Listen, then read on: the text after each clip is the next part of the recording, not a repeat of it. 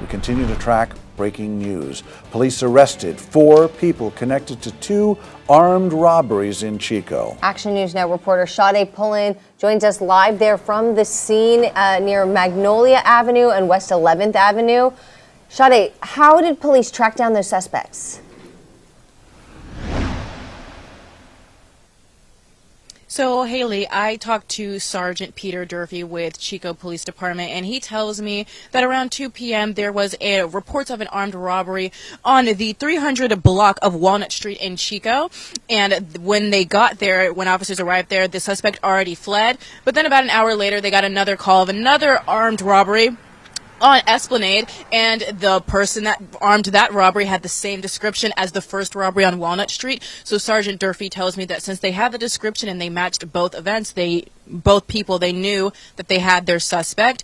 They were able to track the car, and the suspect drove over here on the street right now where I am. He has no relation to the street, no relatives live here, his house is not here.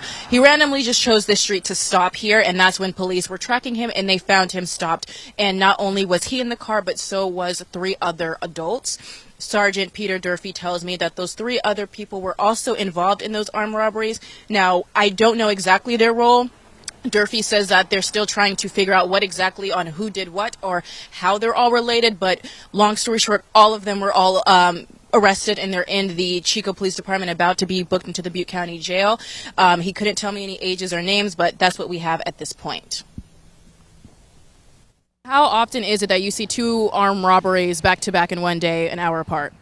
Not often. It has occurred in the past, when somebody wants to go on some type of a spree. But ultimately, Chico, we want to make it a safe community and safe as possible. At this point, I don't know any of the ages or races. I know they're all adults, but we'll do a press release later that'll give you more information. Some of the neighbors tell me that they're pretty shaken up, but they tell me that overall they're glad that everyone is safe.